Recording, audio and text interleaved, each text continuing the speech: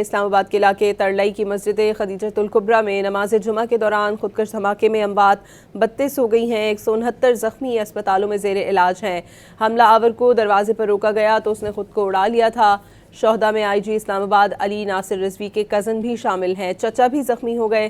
سانحے میں زخمی پیمز اور پولی کلینک سمیت مختلف اسپتالوں میں زیر علاج ہیں۔ اسلام آباد کے مضافاتی علاقے ترلائی میں مسجد خدیجۃ الکبریٰ پر خودکش حملہ ہوا۔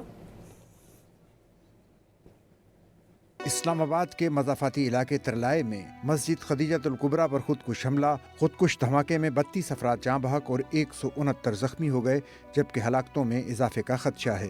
امام بارگاہ کے گیٹ پر 1:40 پر دھماکہ ہوا، جس کی آواز دور دور تک سنی گئی۔ امام بارگاہ سے ملحقہ گھروں اور قریب کھڑی گاڑیوں کے شیشے ٹوٹ گئے۔ پولیس اور ریسکیو کی ٹیمیں موقع پر پہنچ گئیں، جبکہ آئی جی اسلام آباد کی جانب سے اسلام آباد میں مکمل ایمرجنسی نافذ کر دی گئی۔ دھماکے کی جگہ کو مکمل طور پر سیل کر دیا گیا۔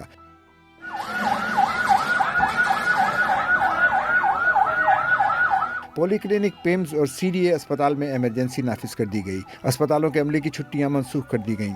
وفاقی وزیر داخلہ محسن نقوی اور وزیر مملکت برائے داخلہ طلال چودھری نے جائے وقوع کا دورہ بھی کیا۔ میڈیا سے گفتگو میں طلال چودھری نے باور کرایا کہ امام بارگاہ دھماکہ خودکش تھا۔ حملہ آور کی معلومات مل گئی۔ انہوں نے تصدیق کی کہ آئی جی اسلام آباد ناصر رضوی کے کزن بھی شہید ہو گئے۔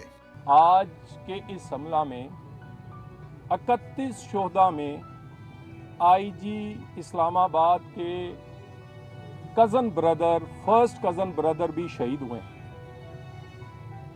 یہ سارے ہمارے بھائی ہیں، کسی فقہ سے ہٹ کے یہ تمام پاکستانی ہیں۔